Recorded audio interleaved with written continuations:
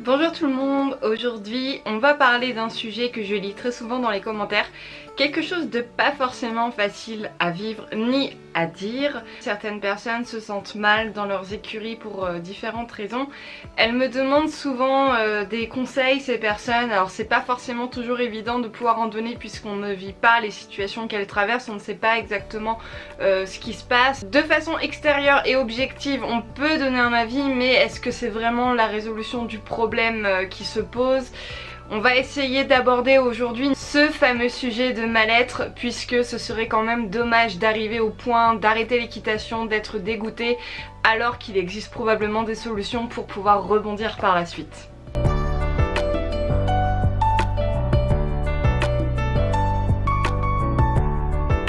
Donc dans un premier temps, il est bon de se demander pourquoi est-ce que je ressens un mal-être, pourquoi est-ce que quand je vais aux écuries, j'ai mal au ventre, j'ai une boule au ventre, j'ai envie de vomir, etc. Ça peut être toutes sortes de raisons, comme par exemple le club ne répond pas à mes attentes, je suis intéressée par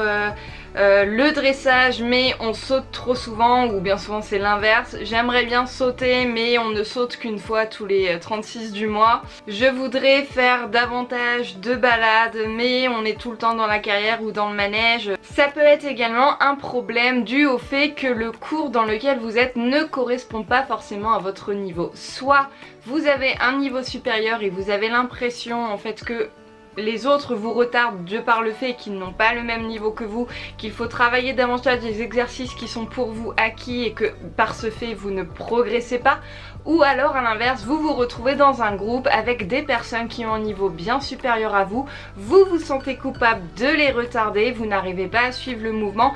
Et dans les deux cas, de toute façon, il faudra bien changer de groupe, soit monter d'un niveau, soit redescendre d'un niveau pour que vous puissiez retrouver votre place.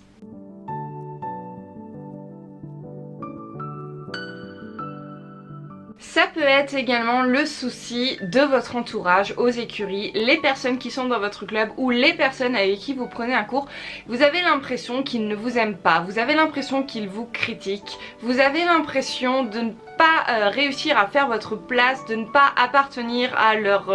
on va pas parler de catégorie sociale, mais de ne pas avoir les mêmes attentes que ces personnes, ne pas avoir les mêmes centres d'intérêt et du coup vous vous sentez rejeté ou du moins en retrait, vous n'arrivez pas à rentrer dans ce groupe et dans ces cas-là, eh bien effectivement, vous pouvez ressentir un certain mal-être.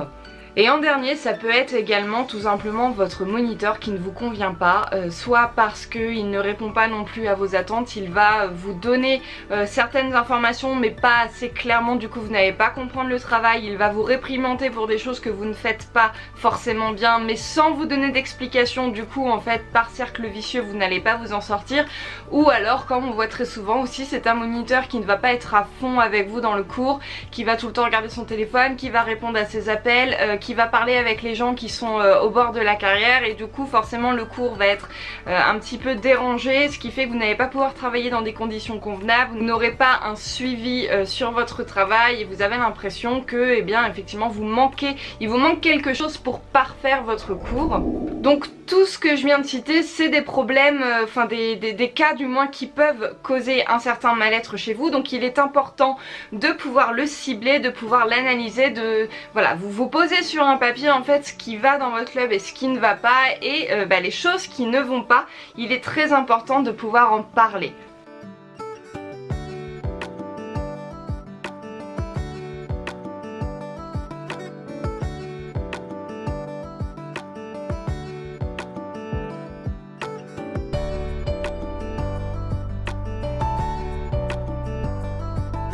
Alors vous pouvez tout simplement en parler à quelqu'un de confiance dans vos écuries, quelqu'un avec qui vous êtes sûr que si vous allez lui en parler, il va pouvoir vous écouter, il va pouvoir vous aider, vous guider sans vous juger, c'est très important. Ça peut être quelqu'un de votre âge, une amie proche ou un ami proche, quelqu'un de plus grand, peut-être un adulte aussi qui monte à cheval ou la maman d'un ami ou je ne sais quoi, mais quelqu'un qui pourra en fait avoir un avis,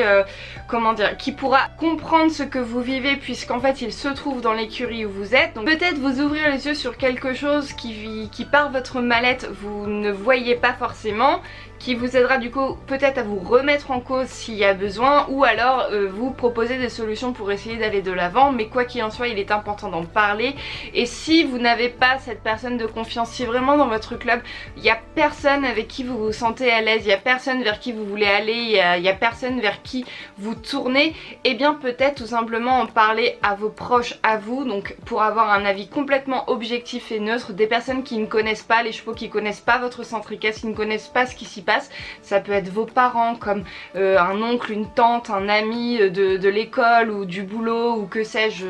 mais quelqu'un vraiment de neutre. Vous lui expliquez le problème, il va pouvoir lui aussi, de par son point de vue objectif et complètement en retrait, et bien analyser la situation et vous donner des fois des solutions. Et en dernier recours, il est, je pense, aussi important de pouvoir en parler tout simplement au gérant des écuries, parce que lui, il est confronté à cette situation puisque c'est lui qui gère cette structure équestre, c'est lui qui gère le personnel, mais également qui est, on va dire, au centre de tout ce qui se passe, toutes les personnes qui sont adhérentes à ces écuries. C'est lui qui va être le porte-parole. Si vous en avez le courage, ou alors si vous arrivez à vous faire accompagner puisque vous avez besoin d'un soutien, ou je ne sais pas, moi ça m'est déjà arrivé de devoir parler par exemple à un gérant, mais quand j'étais plus jeune j'avais pas le courage, donc je demandais souvent à ma maman de m'accompagner parce que je puisais un petit peu de force du fait de sa présence. Mais il est essentiel aussi d'en parler puisque lui, il pourra vous apporter très certainement une solution, ou alors vous expliquer pourquoi est-ce que ça se passe comme ça et pas comme ça. Voilà, il sera et il est là pour ça, vous entendre, vous écouter, agir en fonction de tel s'il y a besoin, mais également vous donner des explications.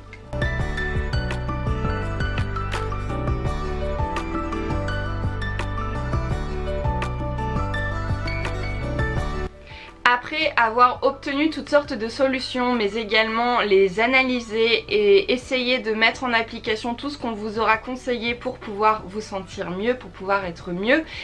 eh bien il se peut que dans ces cas-là tout rentre dans l'ordre, que votre petit nœud à l'estomac finisse par partir et que maintenant vous prenez du plaisir à aller aux écuries. Mais dans le cas où non, rien n'y fait, il y a toujours un petit mal-être, les choses ne changent pas, ou alors où vous avez l'impression que ça ne va pas assez loin et qu'au final non, le problème va encore plus loin que ça et qu'aucune solution ne se présente à vous, il y a également la possibilité en dernier recours, et bien tout simplement de changer de club. Donc c'est pas quelque chose de forcément facile parce que dans la majorité des cas, les gens choisissent un centre équestre par choix, on va dire, de géolocalisation. Il est évident qu'on va se rapprocher d'un centre équestre qui est beaucoup plus près, notamment pour les mineurs que les parents vont emmener. Ils vont préférer effectivement un centre équestre qui se trouve pas très loin de leur domicile pour pouvoir déposer leurs enfants, aller à leurs occupations et revenir le chercher sans avoir à faire trop de route. Voilà, c'est une question de temps, c'est une question d'argent au niveau de l'essence, etc. Mais en même temps, il faut se dire que si vraiment il y a quelque chose qui ne va pas, que ça ne peut pas continuer comme ça, au risque d'arrêter complètement l'équitation, eh bien peut-être qu'un autre petit club se trouve pas très loin de la maison, peut-être un tout petit peu plus loin, mais je pense qu'il est important quand même de faire l'effort pour le bien-être de son enfant ou pour son bien-être à soi si on est véhiculé par ses propres moyens, et bien d'aller voir ailleurs ce qui se passe, d'essayer également. C'est pas parce que vous partez d'un centre équestre que vous ne pourrez jamais y revenir, la porte ne vous sera jamais fermée. Sauf si vous partez très fâché, mais en général, bon, les moniteurs comprennent hein, aussi. Je vais vous donner mon cas pour vous donner quelques exemples. Moi, depuis que je monte à cheval, ça fait 16 ans maintenant, j'ai dû changer au moins 6 fois d'écurie. Alors, le premier club, c'est parce qu'il avait fermé. Le deuxième club, c'est parce qu'il était trop loin et que je ne trouvais pas de covoiturage, que ça me faisait beaucoup de route, donc il a fallu que je me rapproche. Ensuite, le troisième club, je suis partie tout simplement parce qu'il a fallu que j'aille faire mes études au Mans, donc j'ai emmené mon cheval avec moi. Quand je suis revenue,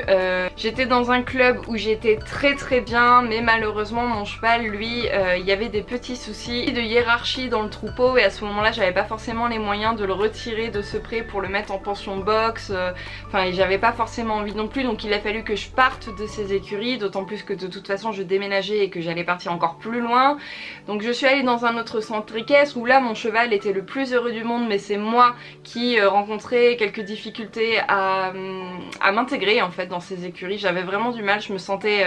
mise de côté, j'avais du mal à parler avec les gens, je sais pas, il y avait un certain mal-être, bien que mon cheval était très bien. Ensuite donc il a fallu que je change d'écurie aussi, encore une fois pour un déménagement, mais au final je me suis retrouvée dans une écurie où j'arrivais beaucoup plus à m'intégrer, où les gens m'ont pris vraiment sous leur aile et là il n'y avait pas de... Voilà, je me sentais très bien dans ce club, puis au final je suis repartie du club parce que j'ai décidé de mettre Nomade au pré, etc. Enfin, ce n'est pas parce que vous partez d'un club que vous partez fâché, et c'est pas parce que vous partez que vous n'êtes pas... que vous ne pourrez jamais revenir, voilà. Il faut, je pense, au bout d'un moment se poser les bonnes questions, il faut oser parler, il faut pas se renfermer sur soi-même. C'est important de pouvoir discuter, de pouvoir dialoguer, de pouvoir sortir tout simplement ce mal-être que vous avez en vous, de pouvoir l'évacuer pour pouvoir essayer d'aller de l'avant.